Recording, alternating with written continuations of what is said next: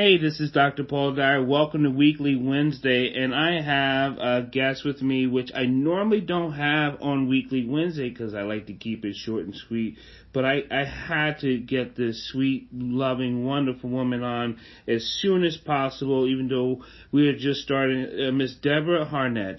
Miss Deborah, come on into Weekly Wednesday with Dr. Paul. Thank you for joining me.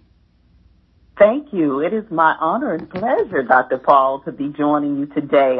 Wow, you never have guests on. I'm really privileged to be on here with you on Wednesday. I know, and the reason why I don't have guests because I like to ask a question, get people thinking, get people asking a question like, that midweek, like, not so much what should I be thinking about, but what else could I be thinking about? Because if we're not thinking, then things are happening for us, and we're not making it happen. That's right. That's right. I do believe that. I think today is the time that the thought process, we have definitely kind of gotten away from that. We're not even taught to think.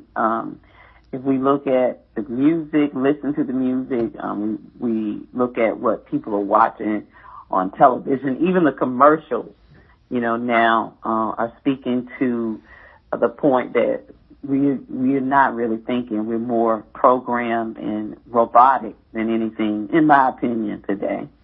You do so many things, and we'll have this relationship just going to keep blossoming like the Garden of Eden. I am sure of that.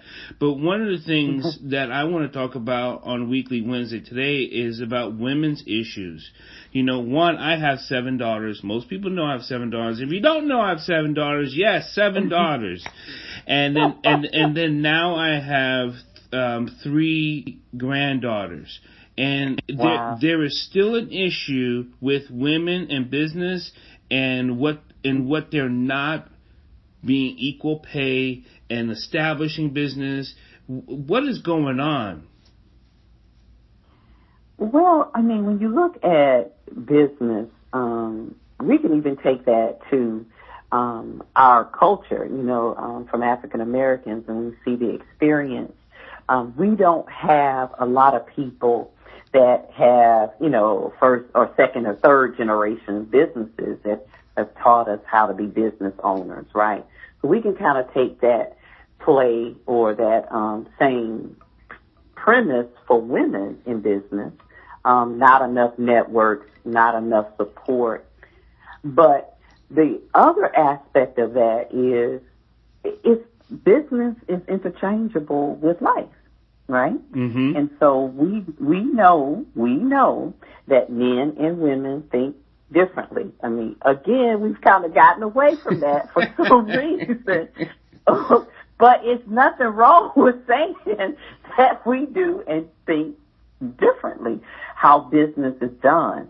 But when you look at the male being dominant in most of the industries out here, then you've got to play the rules by that dominant species. Well, Miss Deborah, I'm going to interject, and I, obviously, not obviously, but I'm a male, and being a black male, mm-hmm. and I just don't, I think males have screwed the pooch and screwed this up.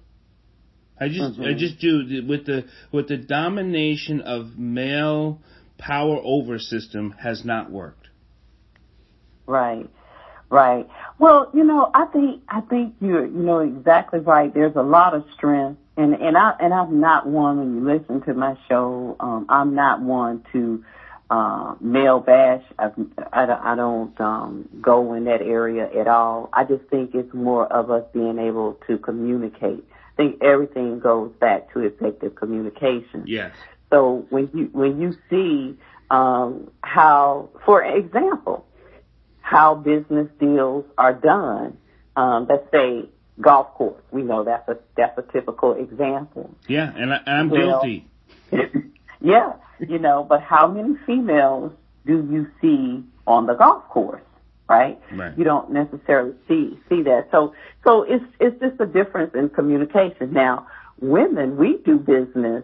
We are doing business. Matter of fact, our businesses are growing at a higher rate, and even African American business ownerships for women are growing at a faster rate than any other race, and even as far as males are concerned. But we do business in our space. Like, we've got to take care of the home, we got to take care of the children.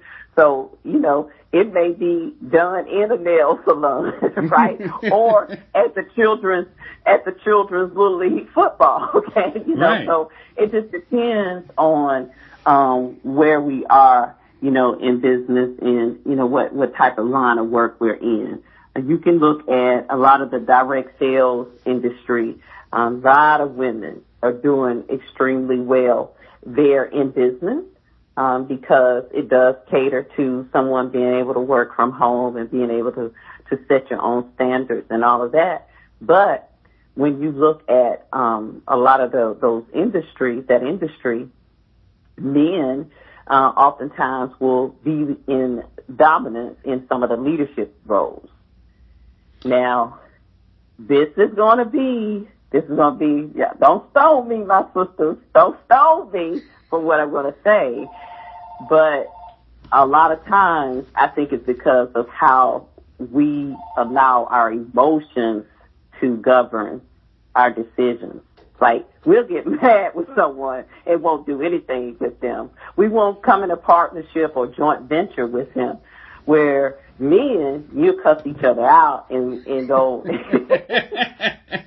on the golf course and make that deal. So I think it's just, like I said, it just goes back to communication, and definitely we have to spend more time in diving into the areas of as to why and things are the way that they are. One of the things I say about getting out of our own way is that emotional education about our feelings and our consciousness and subconsciousness. You think that's just part of one of those business deals that we got to learn how to clear the clutter in our minds? I do. Oh my gosh. Ooh, the clutter. Today. I mean, how many email accounts do you have? How many social media inboxes do you have? Right? How many phone numbers? How many devices do you have to plug up at night before you go to bed? It's like, it's a lot going on today. As I'm sitting here with 5 devices plugged in and 3 emails